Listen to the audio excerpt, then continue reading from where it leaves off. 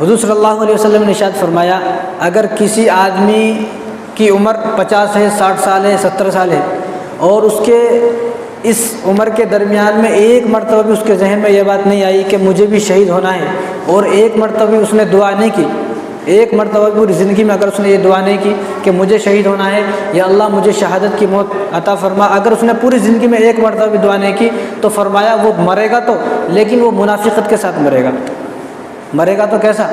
نفاق اس کے دل کے ساتھ جائے گا، اور منافقین ان المنافقین لکاذبون، کہ منافق جو ہے وہ جھوٹے ہیں، منافق سچا نہیں ہوتا، اور جھوٹے کے لیے جنت نہیں ہے، جھوٹے آدمی کے لیے تو دوزخ ہے، جھوٹے آدمی کے لیے دوزخ ہے۔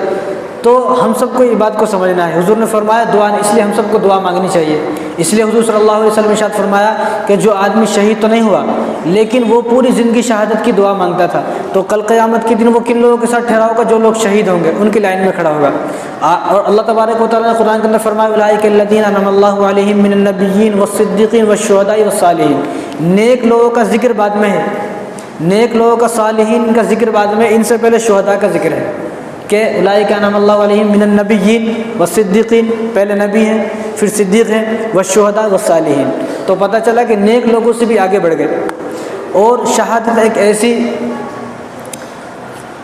ایسی چیز ہے شہادت کہ حضرت عمر رضی اللہ تعالیٰ عنہ پوری زندگی میں 2 دعا مانگتے تھے۔ کتنی دعا مانگتے تھے؟ 2 دعا عمر رضی اللہ تعالیٰ عنہ پوری زندگی مانگتے تھے، اور انہی دعاؤں کی وجہ سے آپ مدینے سے باہر نہیں جاتے تھے۔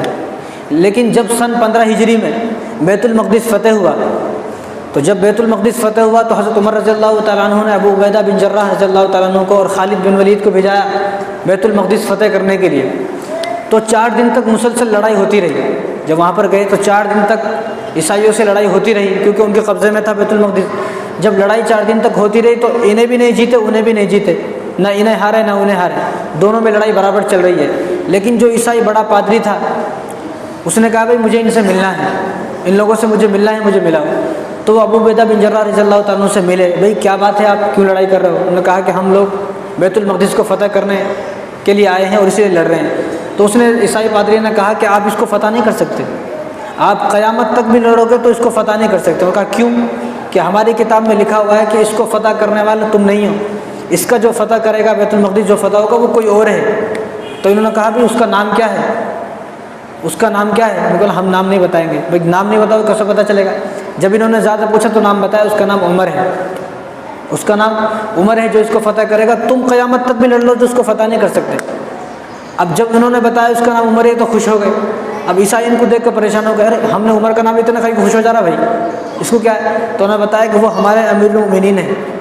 اب عیسائی کہا کہ ہمیں یقین نہیں آتا، ہمیں یقین نہیں، آپ ایسا کرو ان کو بلاؤ، ہم ان کو دیکھیں گے، اور ہماری کتاب میں یہ بھی لکھا ہوا ہے کہ وہ کیسے ہوں گے، ان کا رنگ کیسا ہوگا، ان کے بال کیسے ہوں گے، ان کی عادت اخلاق کیا ہوں گی، وہ سب ہوگا۔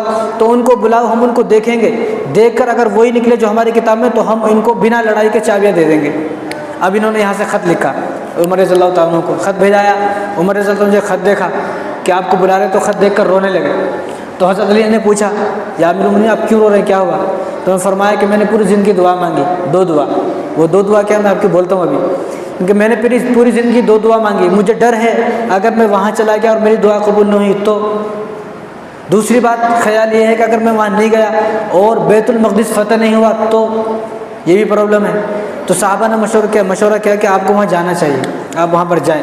تو وہاں پر گئے، تو ایک لمبی تفصیل ہے کس طرح گئے۔ اب نے وہاں پر نہیں جانا کہ ہمارا مضمون دوسرا ہے۔ تو وہاں پر جب گئے تو عیسائیوں نے دیکھ کر پہچان لیا کہ بھائی یہ تو وہی ہیں۔ جب پہچان لیا تو پوری چابی ان کے حوالے کر دی کہ آپ یہ بیت المقدس فتح ہو گیا۔ تو پوری زندگی کہیں نہیں جاتے تھے، یہاں بھی گئے تو صحابہ نے بڑا زور لگایا۔ جب گئے کیا دعا مانگتے تھے پوری زندگی؟ اللہ تعالیٰ سے پوری زندگی 2 دعا مانگی۔ ایک سے جو دعا کی وہ 2 دعا کی، ایک شہادت کی موت اور دوسری جنازہ اور مجھے دفن کیا جائے مدینے کے اندر۔ لیکن اللہ تبارک و تعالیٰ نے ان کی 2 دعاؤں کو 3 دعاؤں میں بدل دیا۔ ان کی 2 دعاؤں کو 3 دعاؤں میں کیا دعا کی؟ پہلے شہادت، اور دوسرا ان کی جو قبر ہے وہ مدینے کے اندر بن جائے، بس کہیں بھی بن جائے، مدینے کے اندر بن جائے، کیونکہ مدینہ کے اندر قبر بننے کی بہت ساری فضیلتیں ہیں۔ کیونکہ قیامت کے دن جب سب لوگ اپنی قبروں سے اٹھیں گے تو سب سے پہلے حضور اٹھیں گے اپنی قبر مبارک سے، اس کے بعد جنت البقیع میں جو ہیں وہ لوگ اٹھیں گے مدینے میں والے، اس کے بعد پوری دنیا والے اٹھیں گے۔ تو سب سے پہلے جو لوگ اٹھیں گے ان کا درجہ بڑا ہے۔ تو انہوں نے دعا کی کہ میری قبر جو ہے وہ مدینے کے اندر بن جائے۔ لیکن ان کی جب وفات ہوئی، آج ان کی قبر کہاں ہے سب کو معلوم ہے، حضور کے بازو میں ان کی قبر ہے۔ نہیں، حضور کے بازو میں قبر ہے، تو اللہ تعالیٰ سے دعا کی دو، اگر اللہ تعالیٰ چاہتے تو پوری مدینہ کے اندر کہیں بھی ان کی قبر بن سکتی تھی۔ اور دوسری، انہوں نے صرف شہادت کی دعا کی، لیکن شہادت کیسے ہوئی؟ نماز پڑھ رہے ہیں فجر کی، پیچھے سے آدمی نے آ کے شہید کیا فجر کی نماز میں، تو دو اس طرح قبول ہے۔ تو ہمیں بھی دعا کرنی چاہیے شہادت کی، کیونکہ